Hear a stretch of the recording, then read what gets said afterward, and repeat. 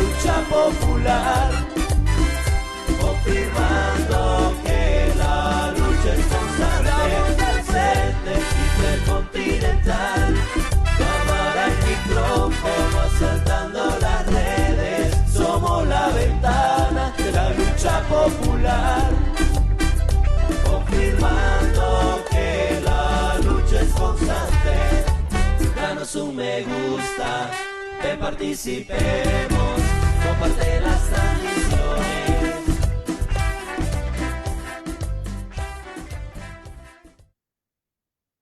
Buenos días, muy buenas tardes y muy buenas noches. Tengan todos ustedes, amigos y compañeros que nos están viendo, que se van a ir también sumando a la transmisión de este día. Así que les damos las gracias porque nos permiten entrar en sus hogares un día más. Así que les pedimos también que compartan este conversatorio y también que si van a hacer alguna pregunta o si quieren dar algún aporte, que sea de los temas que estamos tocando aquí con el compañero. Así que bueno, vamos a ir presentando a los compañeros que van a estar por acá por parte del Frente Intercontinental. Va a estar el compañero Marvin Izquierdo. Marvin, un saludo para nuestros compañeros por ahí. Muchas gracias a nuestro invitado especial, a las personas que ya se están sumando, pues, ¿verdad?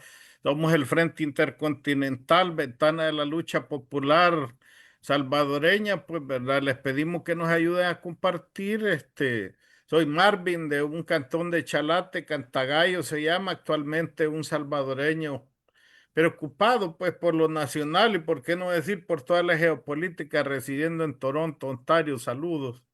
Gracias, Marvin. Bueno, ha llegado el momento en que vamos a presentar a nuestro invitado, bueno, muy querido por nosotros, por acá el compañero. Teníamos días de no tenerlo con nosotros, pero bueno, ya coincidimos con el día y la hora. Así que creo que todos ustedes que están pendientes de las transmisiones, pues se han dado cuenta que hoy va a estar con nosotros el compañero licenciado Rafael Paz Narváez. Bienvenido, Rafa, y gracias por aceptar estar con nosotros ahora. Adelante, un saludo para nuestra audiencia. Muchas gracias por la invitación, Marvin. Muchas gracias por la invitación, Daniel. Y pues un saludo a todas las personas que siguen día a día la ventana de la lucha popular salvadoreña. Gracias, compañero. Fíjate que, bueno, hemos empezado, como ya estamos a finales de año, pues se acostumbra a que ir haciendo balances de cómo ha estado la situación en nuestro país, bueno, y también tocar un poco la geopolítica. Así que, bueno, el objetivo de que tú estés con nosotros también es para que nos des un balance de cómo tú has visto que ha estado la situación política en nuestro país y ver si qué se puede visualizar, cómo va a ir más adelante, cómo se ve la lucha, por ejemplo, de las diferentes organizaciones. Y si quieres tocar, nos gustaría que tocaras un poquito cómo está también la situación de la universidad con el presupuesto. ¿Les han dado más presupuesto? ¿Les han recortado? No sé. Entonces eso quisiéramos saber, Rafa, si fuera posible, por ahí quisiéramos empezar. No sé si tú tendrías algo más, Marvin.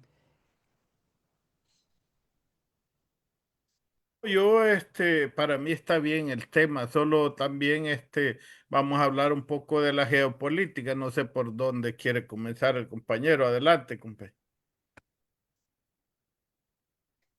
Muy bien, ya comenzamos directamente. Bueno, creo que es importante partir en la geopolítica mundial de la reciente publicación, ¿verdad? Del recientemente dado a conocer documento sobre seguridad nacional de la gran potencia norteamericana, ¿no? Estados Unidos de Norteamérica, de América, que se llaman ellos. Este documento es un documento clave porque cambia en muchos aspectos toda la política internacional que habían venido manejando, especialmente lo que se llama el abandono del multilateralismo. Anteriormente manejaban su hegemonía global, que en alguna medida es cierto que la han venido teniendo, a través de instituciones como las Naciones Unidas, como los cónclaves económicos, ¿verdad? Como el G7, todos estos organismos multilaterales prácticamente en la nueva política exterior norteamericana han pasado a ser vistos como inoperantes para los intereses que ellos tienen. Y vemos cómo en este nuevo documento de política que ellos llaman política de defensa, por ejemplo, se asigna un nuevo papel a Europa. Europa deja de ser el socio casi en paridad de condiciones que se sienta en la misma mesa redonda y pasa a ser una región de estados que deben subordinarse a la política norteamericana. Y además, en ese mismo tren, ¿verdad? En ese mismo tenor, declara que tiene intenciones de intervenir e incidir directamente en sus procesos políticos, especialmente en los procesos electorales, para favorecer a las tendencias de ultraderecha. O sea, lo dice sin ningún tapujo. Entonces, prácticamente Europa deja de ser un aliado que está al lado para ser una región que aspiran a definir como una región subordinada y una región en la cual, como siempre han estilado en América Latina, por ejemplo, no tienen ningún pudor, ninguna vergüenza en intervenir directamente en los procesos electorales para favorecer a las fuerzas que ellos suponen que van a privilegiar la continuidad de una hegemonía norteamericana sobre el planeta que está en declive. Entonces, esa nueva política es algo que no está visto desde prácticamente la Primera Guerra Mundial, ¿no? Europa, especialmente Inglaterra, siempre operó como un aliado confiable, un socio estratégico, pero en este caso Estados Unidos está subordinando, ¿verdad? Está nombrando una región de países y naciones subordinadas, abandonando todo multilateralismo, ¿verdad? Y básicamente pasan a ser una región a controlar. Entonces, ese es un cambio geopolítico profundo. El otro cambio geopolítico básicamente es mencionar la región Indo-Pacífico como una región a contener en sentido de crecimiento económico especialmente. O sea, el gran rival que ellos miran es la región Indo-Pacífica. No mencionan directamente a China, lo hacen de una forma elíptica, pero al mencionar esta región Indo-Pacífica, pues se sabe que es la región en la cual está prosperando lo que se llama la ruta de la seda, ¿verdad?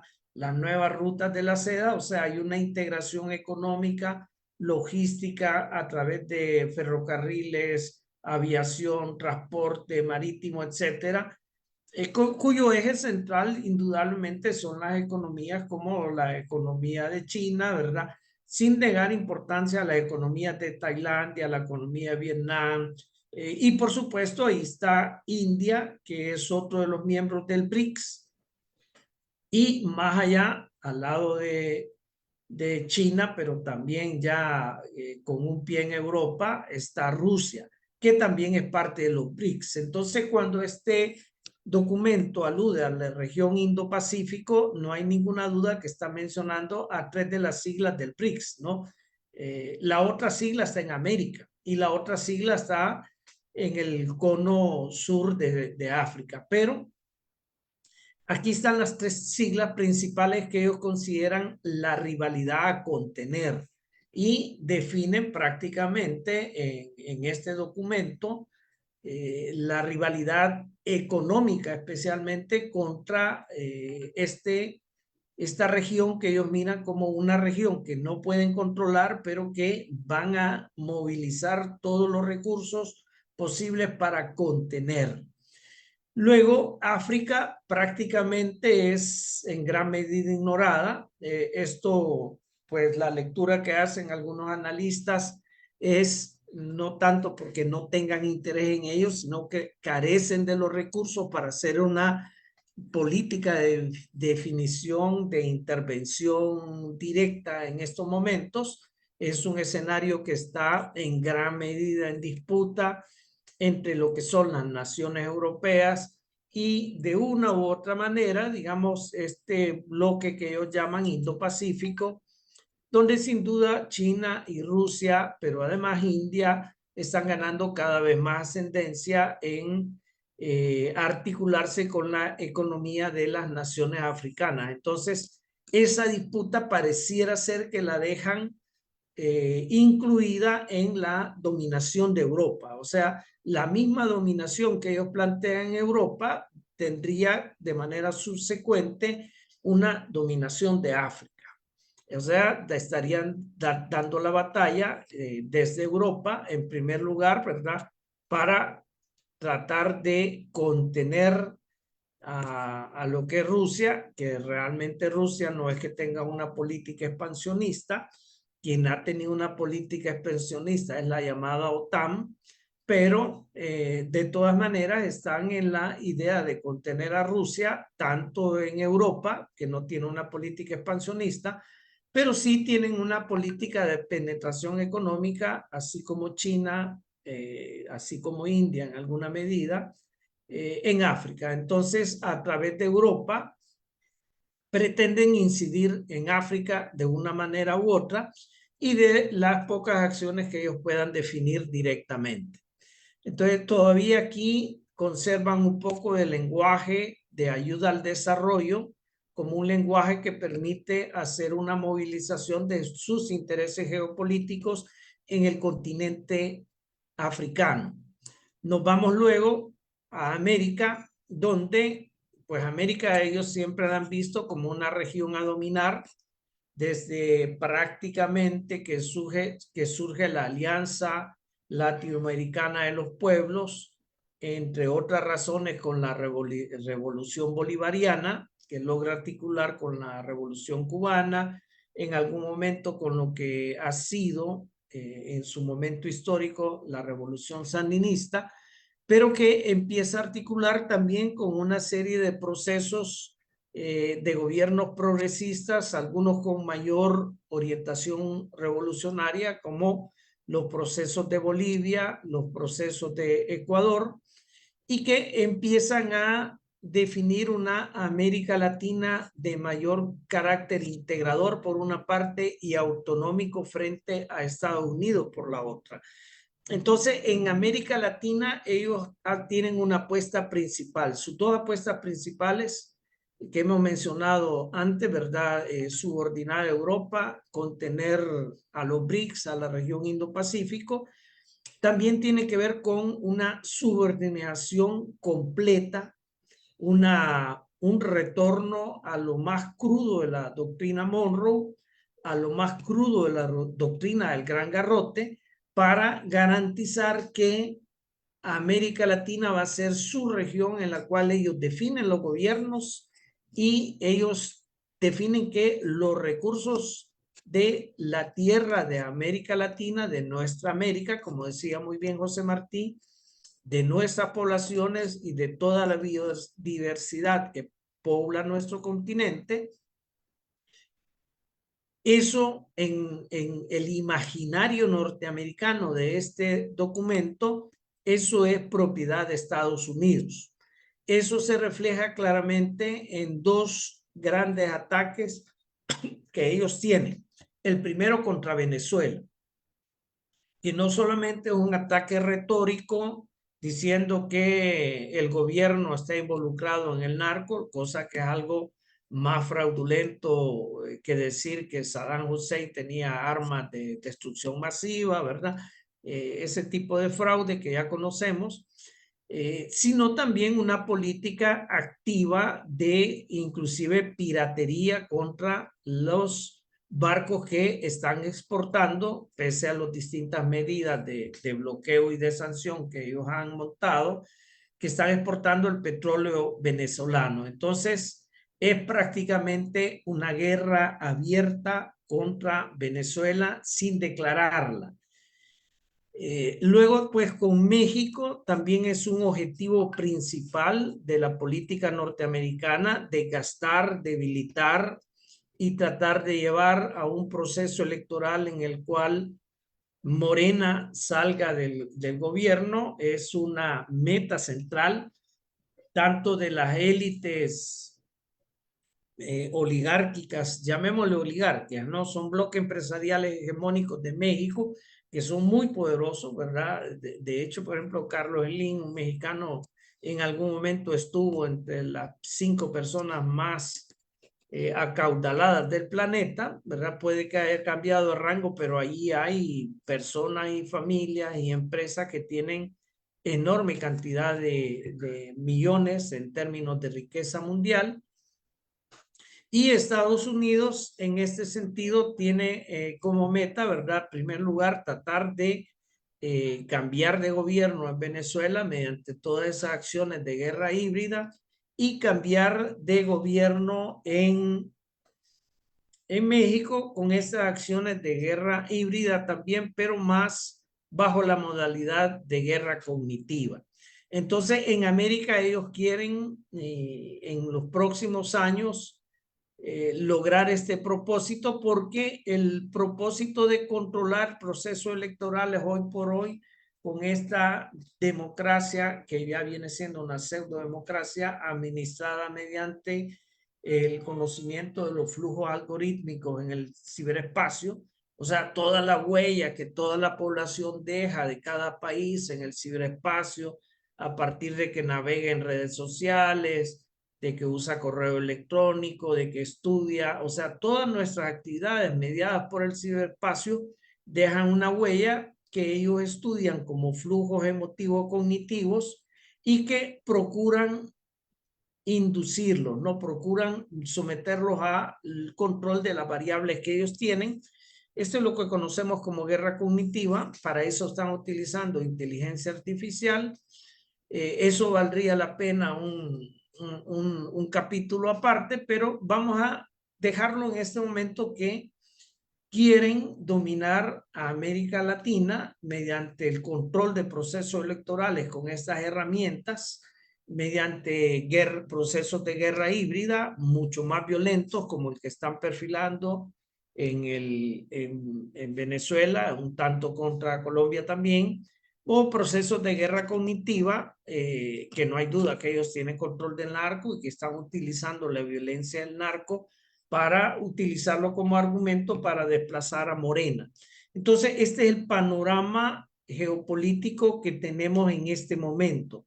Una gran potencia norteamericana que ha redefinido sus relaciones con el planeta, y no es casualidad que haya cambiado de departamento de defensa en su estado, ¿verdad? En su aparato estatal, a departamento de guerra. Paradójicamente, esta política internacional que cambia todas las reglas del juego geopolítico, ¿no? Aunque son reglas que ya venían latentes, ¿no? Y lo único que han hecho aquí es explicitarla un tanto más. Entonces, ellos hablan de doctrina de defensa, de política de defensa de Estados Unidos, pero sabemos que es una doctrina de guerra. Sabemos que están en guerra. Hay quienes han dicho que ya estamos en una tercera guerra mundial, segunda guerra fría, es un concepto unido, ¿verdad?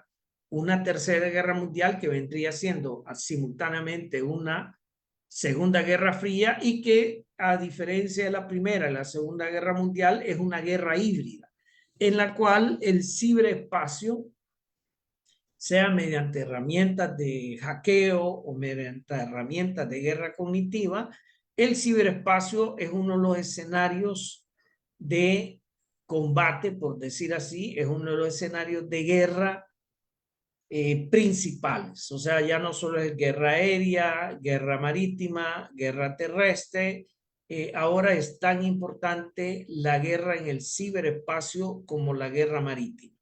Entonces estamos en una modalidad de guerra híbrida, y que es una guerra que, en la manera en que ellos lo han definido, cubre el planeta. Por eso hay una relación directa entre lo que ocurre en Ucrania, lo que ocurre en Gaza, lo que ocurre en Venezuela y lo que ocurre en Honduras, ¿verdad? Aquí estamos a nivel de procesos electorales. Para cerrar este capítulo de la geopolítica internacional, habría que mencionar que, si bien es cierto, hay una oposición, una guerra, esta Segunda Guerra Mundial o Tercera Guerra Mundial, Segunda Guerra Fría, que tiene un carácter híbrido, ellos de cierta manera la enuncian como que es una guerra entre una facción de élites mundiales soberanistas, que lo que quieren es la soberanía del capital, ¿verdad? La soberanía de las empresas, inclusive sobre los estados. Gente como Paul Thiel, ¿verdad? De esta empresa que se llama Palantir, que es la empresa que hace procesamiento de datos a nivel global para distintos gobiernos, especialmente para Estados Unidos, incluyendo proyectos de defensa, o sea, es una de las herramientas privadas que entran en el ciberespacio, ¿no? En la guerra del ciberespacio. Entonces, esta disputa entre una facción de las élites que se llaman a sí mismos o le llaman las personas cercanas a esos entornos soberanistas y los otros globalistas que se reflejan en la Agenda 2025 de la Fundación Heritage, que es la agenda que de alguna manera marca la política norteamericana actual, y la Agenda 2030 de Naciones Unidas, que representa multilateralismo, democracia, diversidad, mayor acento en las problemáticas ecológicas, que es la otra sección de las élites que están en esta guerra. Digamos que es una guerra que opone a estas facciones de élite, pero como siempre, digamos, las víctimas las ponen los pueblos y las naciones. En ese sentido, hay una tercera corriente emergente en este conflicto global, que es los movimientos autonomistas emancipatorios. Entonces, hay estados que tienen este carácter. Habrá que decir que Venezuela es un estado que tiene ese carácter autonomista emancipatorio. Cuba mantiene ese carácter en resistencia desde hace décadas. Y por supuesto hay movimientos sociales y populares que también corresponden a esta vertiente. Entonces, esto es lo que estamos jugando en el plano geopolítico internacional y eso afecta directamente nuestra región. No es por nada que, por ejemplo, aquí se haya definido la política de retomar el control del Canal de Panamá, retomar el control de Honduras, ¿verdad? Por eso se dice, bueno, vamos a liberar al narco que dejó, se mandan las señales de que el único candidato aceptable para la presidencia es este candidato del Partido Nacional en Honduras. Y bueno, pues por Bukele está muy bien, ¿verdad? Porque Bukele acepta completamente la política de retorno virtualmente violento de toda la emigración salvadoreña que sea posible en Estados Unidos. Y pues Bukele está dispuesto a ceder en casi todos los planos a el hecho de que Estados Unidos retome el control, como lo podía haber tenido a principios del siglo XX, sobre la región de nuestra América. Digamos que con eso cerramos el capítulo de geopolítica global. Gracias, Rafa. Realmente solo te quiero decir algo. Si necesitas más tiempo, adelante. Igual lo complementamos un día de esto, lo nacional, por favor, porque ha estado excelente. Felicitaciones. Yo, no sé, aquí con Daniel hablando, una de las cosas que me preocupa a mí, digamos, de la geopolítica, esa guerra absurda que tiene, ¿verdad? En la cual Europa para mí es uno que está pagando un costo alto, aparte de las vidas, que es lo principal. La Ucrania, pues Rusia, que le llaman. Ese es por un lado, los miles y miles de vidas, ya van más de 70.000 según los datos del pueblo palestino, pues, y que el mundo ahí no hay derechos humanos, ahí el mundo cierra los ojos, ¿verdad? Pero en Venezuela, a Venezuela lo quieren, entre comillas, liberar para quitarlo de esa opresión, cuando sabemos que es la gran reserva de petróleo, pues, ¿verdad?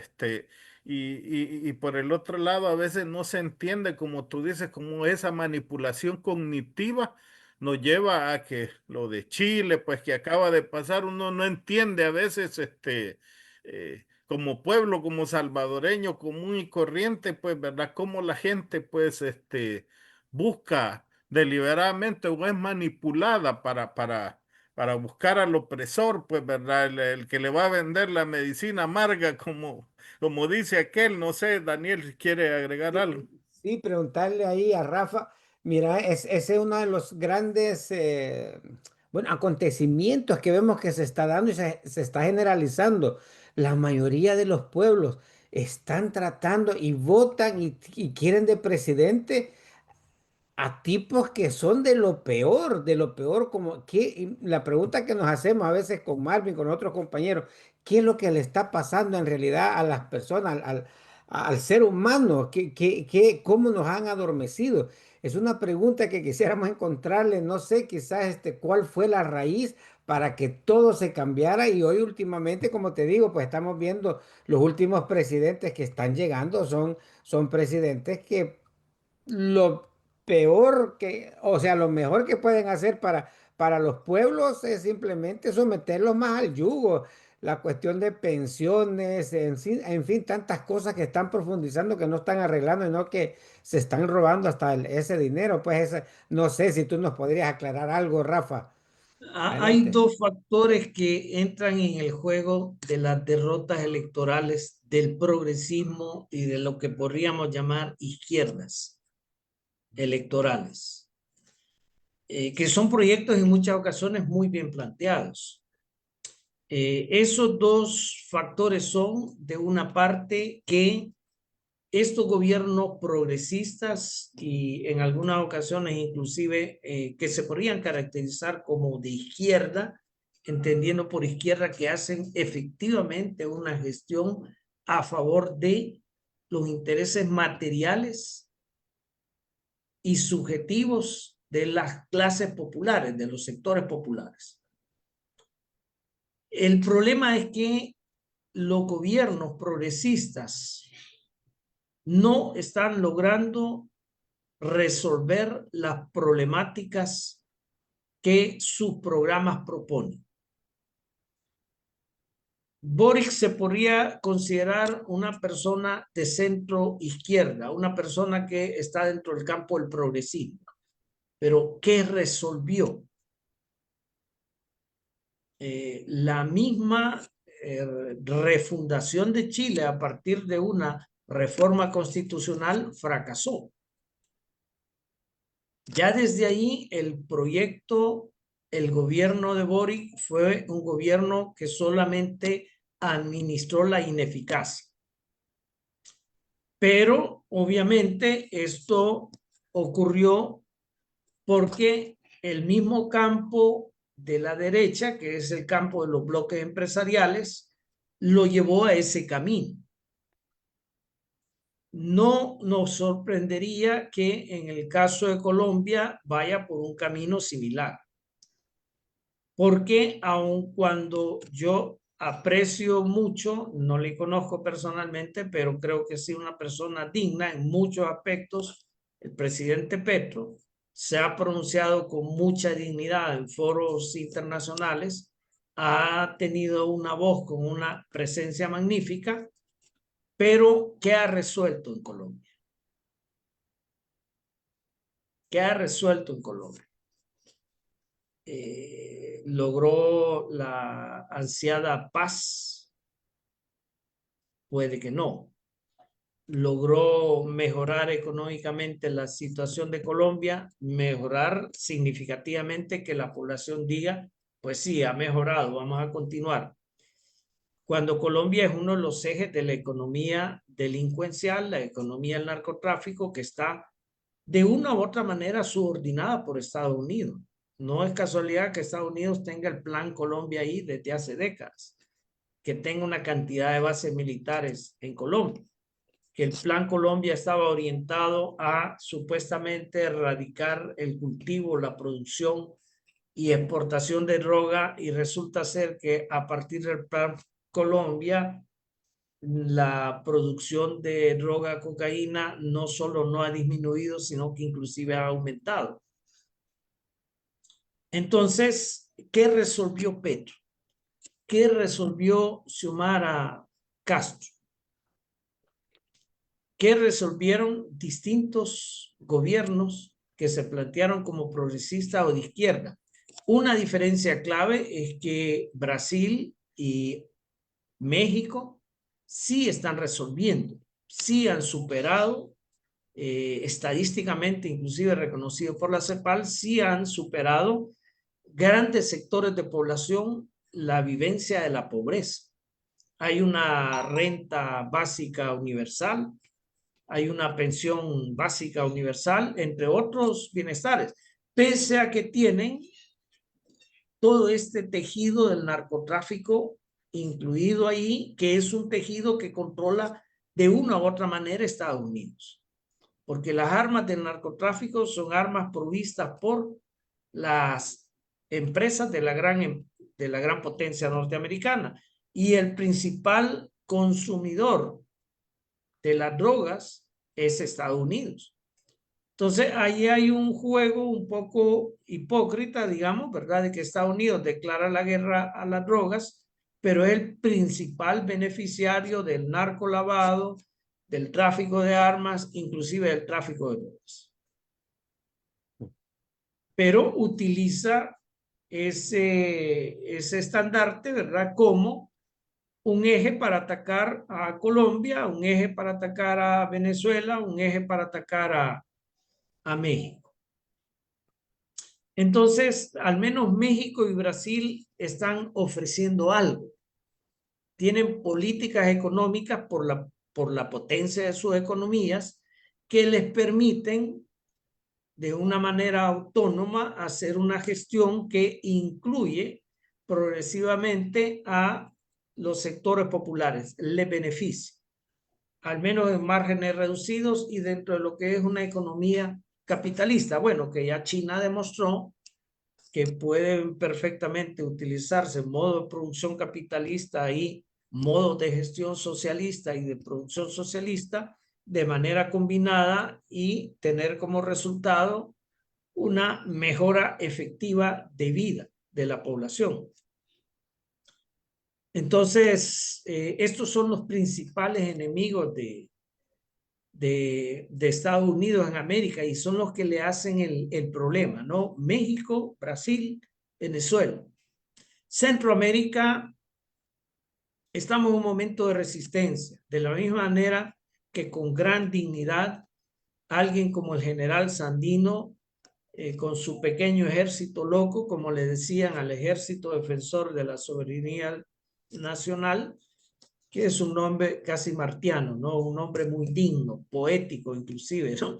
Pero que realmente era más un símbolo que un ejército capaz de derrotar la invasión norteamericana y que la derrota que hizo a la invasión norteamericana fue en parte mediatizada y ganada más simbólicamente que efectivamente porque haya habido un desempeño militar extraordinario, lo que no le quita ningún valor a la capacidad militar del general Sandino y todas las personas que le acompañaron, al enorme valor y el enorme heroísmo que desplegaron y el pueblo, por supuesto, ¿verdad?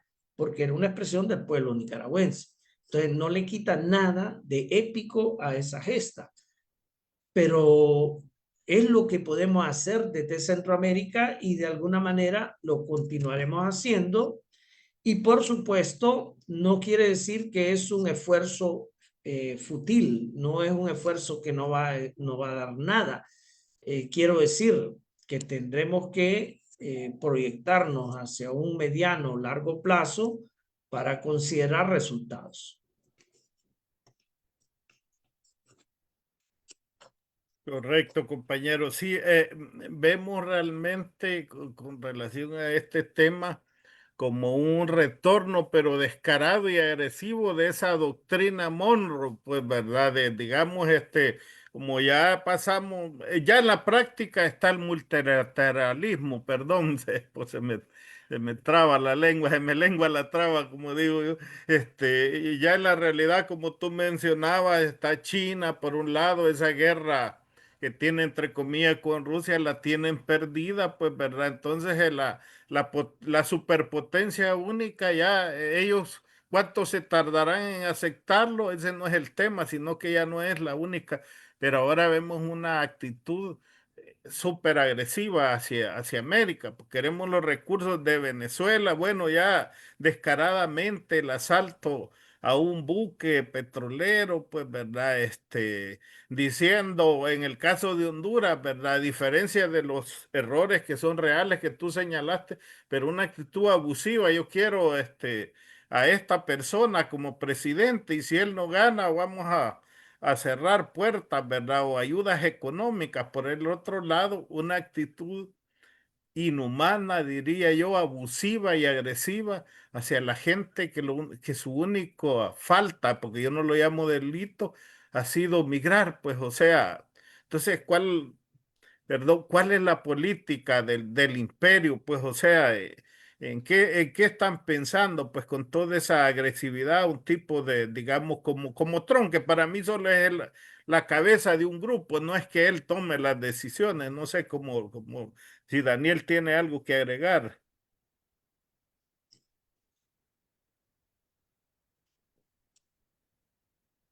Estás con el No se escucha. micrófono apagado. Gracias. Ahora sí. Sí, gracias, perdón.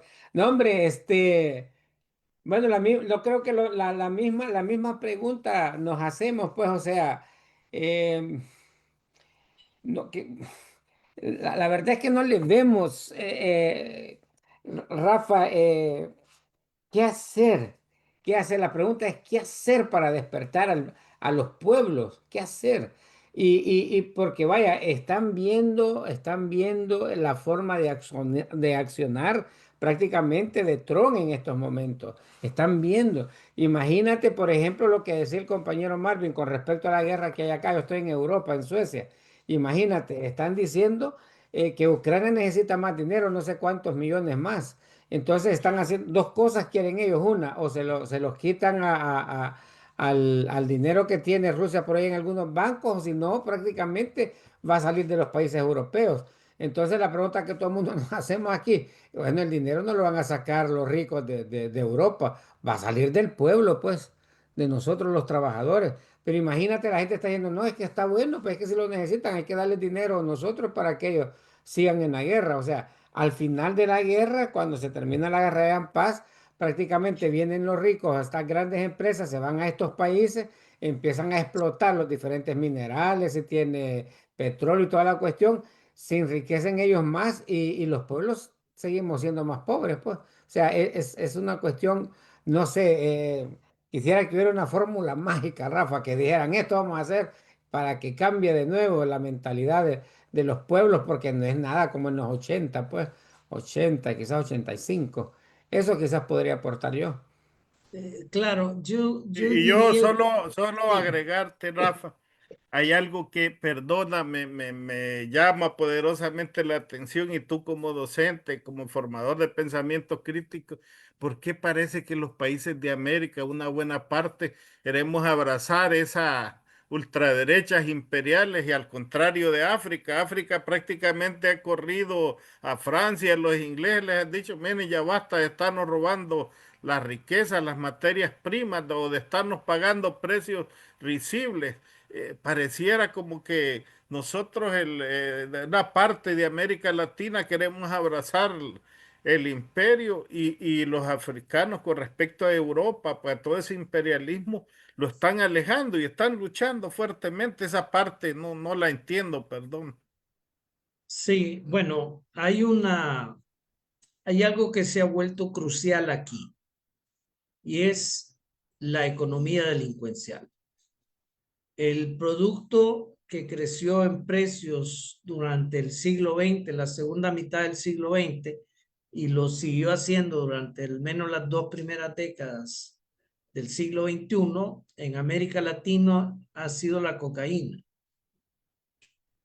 Alrededor de la cocaína se fomentó y se formó una economía delincuencial, en muchas ocasiones de mayor pujanza que la economía convencional. Para esa economía delincuencial de siembra, control de la siembra, procesamiento, transporte, distribución, esa economía surge la narcoindustria, narcoagroindustria, la exportación de ese producto y el consumo, especialmente en Estados Unidos. Entonces, ahí se forma una economía que genera una enorme masa de dinero a partir de las ganancias de la distribución que no puede entrar en los circuitos legales de la economía. Para eso necesita el narcolavado. Por eso se dolarizó El Salvador, por eso se dolarizó Ecuador, por eso Panamá está dolarizada. Porque un sistema financiero dolarizado tiene una cantidad de ventajas para hacer este servicio financiero que se llama lavado, blanqueo de capitales. Eso está reconocido en informes de Naciones Unidas, de la Oficina de Naciones Unidas contra la droga y el delito. O sea, no lo estoy imitando. Ahí pueden consultar, ¿verdad? En la década de los 90, Naciones Unidas ya planteó el problema. Junto con esta economía de la narcoactividad, hay otra economía que es la economía del tráfico de armas, pero este es de norte a sur. Y a través de los organismos de inteligencia del Estado norteamericano, en gran medida se controlan ambas actividades. Eso genera una enorme cantidad de violencia. La disputa de mercados, como era aquí en El Salvador, el narcomenudeo con una pandilla, con otra, ahora se ha resuelto porque las pandillas se han desactivado en gran parte y la parte que ha quedado activa ahora conforma un consorcio, un monopolio. Ya no hay disputa por mercado de narcomenudeo sigue, pero ahora es lo que se llama cartel, ¿no? Cartel y monopolio es sinónimo. Claro, El Salvador es suficientemente pequeño como para que exista un cartel. México es suficientemente grande como que haya varios carteles en disputa. Pero todos estos carteles de una u otra manera están conectados con la economía norteamericana en su momento delincuencial. Allá también se lava dinero. Los bancos de allá, el sistema financiero allá también lava dinero, igual que otros sistemas financieros de América, ¿verdad? En ese sentido, hay un entrelazamiento entre la economía convencional y la economía delincuencial que es mayor de lo que se habla. El otro gran tráfico, que es un tráfico ilegal que no necesariamente es delincuencial, es el tráfico de personas. Solamente lo que se ha venido cobrando en concepto de coyotaje por migrar, por ejemplo, de El Salvador a Estados Unidos, en un momento determinado eran $7,500, allá por alrededor de 1990, y luego después fue subiendo, ¿verdad? Al punto que en la actualidad, sin rubor, muchos te pueden llegar a cobrar hasta $20,000 por decirte, lo coloco sano, seguro y a salvo en X lugar. Que lo cumplan o no lo cumplan es otra cosa, pero que los precios de la trata de personas en una de sus versiones, que es la menos nociva para la calidad humana, que es la trata de personas, también es un gran negocio y está entrelazada con esta economía delincuencial. Entonces, esta economía genera mayor cantidad de movilización de ganancias y, si se quiere, de capital que en muchos casos la economía convencional. Es algo que en América Central es casi un rasgo, un sesgo. Claro, la misma trata de personas se asocia con la generación de remesas y el envío y la recepción de remesas. O sea, están vinculados. Pero toda esta economía, no tanto en su fase de tráfico de armas y trata de personas, en este nuevo escenario se transforma. O sea, Estados Unidos tiene la meta de no permitir que las personas de origen latino lleguen a ser una minoría importante en Estados Unidos, ni siquiera una mayoría.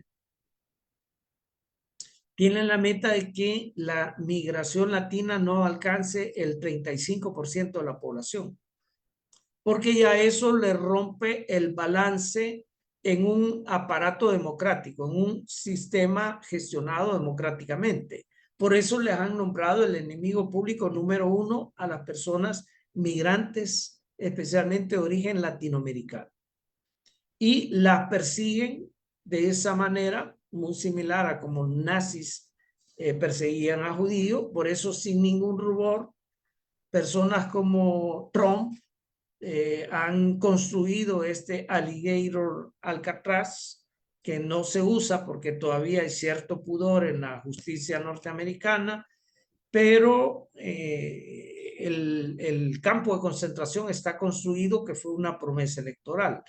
La gente está siendo expulsada, perseguida en un nivel inaudito. Eso es lo que ellos en este documento, por ejemplo, hablan de que Europa está prácticamente suicidando en términos de civilización, porque está permitiendo una migración de Medio Oriente y una migración de África que transformaría la composición étnica y por lo tanto la composición civilizatoria de Europa. Y la meta de ellos es la misma política norteamericana, llevarla a Europa para preservar lo que no es nada más ni nada menos que la así llamada supremacía blanca, que es lo que buscan en Estados Unidos exactamente, mantener la supremacía blanca. Entonces, tenemos aquí, por lo tanto, sectores políticos que han abandonado prácticamente todo el marco de convivencia democrática internacional. Por ejemplo, en sus nuevas doctrinas de la guerra, todo lo que son las convenciones de Ginebra, que de una u otra manera introducían algunas pautas humanitarias en algo que no es nada humanitario, como es la guerra, pero que te decían que si alguien sobrevive a un ataque y que queda herido, estás en la obligación de darle asistencia, no lo puedes rematar. Todo esto lo han hecho a la cara del mundo, ¿verdad? Matando pescadores, dicen que son narcotraficantes. Habrá que ver, si fuesen narcotraficantes, de todas maneras, el derecho internacional no les da para tirarles un rocket y a los que sobreviven volverlos a rematar. O sea, eso viola toda convención internacional de la manera en que hacer la guerra. Entonces, estamos frente a una gran potencia que quiere volver a ser grande otra vez, que es consciente de que su grandeza va en declive, que quiere contener ese declive y está dispuesta a prácticamente cualquier cosa, genocidio, violar todas las leyes de la guerra, declarar como enemigo a la inmigración latina, tomar mediante la fuerza armada, bélica, los recursos de otros países, utilizar la nueva tecnología computacional, cibernética, inteligencia artificial para controlar los perfiles psicométricos, estudian psicosocialmente a la población y hacen programas de manejo, en este sentido, manipulación de la población. Por eso son tan efectivos a nivel de ganar procesos electorales, porque son procesos electorales en el cual la gente no está logrando decidir a partir de un debate público en igualdad de condiciones. Estamos No, permanentemente... disculpa, Rafa, te quería plantear, ya que hablaste de esa manipulación, da tristeza ver gente que hasta estamos hablando de cristianos evangélicos protestantes, pues que están justificando y viendo al migrante, pues, ¿verdad? Que no tiene documentos como el problema casi, y ignorando, ¿verdad? Que es la voracidad de esas corporaciones que se llevaron las marcas para maquilarlas en X o Y país para ganar más miles de millones. Y la otra cuestión que yo veo de la economía de Estados Unidos, que es la más grande del planeta, es eso, economía especulativa de la bolsa, pues, ¿verdad? Que todos sabemos que manipulan la mayor parte de datos, que esta acción creció exageradamente, después, ¿verdad? Retiro miles, bueno, y ahorita últimamente que ha salido la última noticia que Trump quiere prácticamente poner las criptomonedas, bitcoinizar, no necesariamente con el Bitcoin, toda la economía estatal también, pues, ¿verdad? Que llevaría, eso nos hace, bueno, en el caso de El Salvador, nos hace vulnerable, pues, a procesos de lavado de dinero de dudosa procedencia, pues, ¿verdad?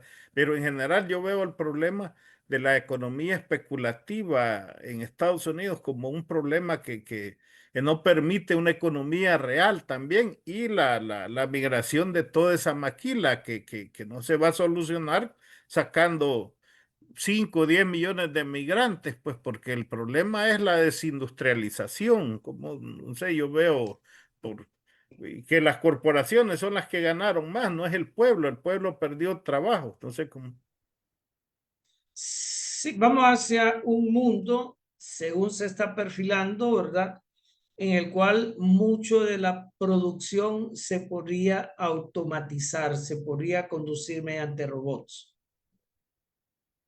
Entonces, ¿quién fabrica los robots? ¿Verdad? ¿Quién tiene la tecnología, el conocimiento para diseñar robots, para programar robots, para dar mantenimiento a los robots? Serían las personas que en este nuevo escenario estarían siendo explotadas.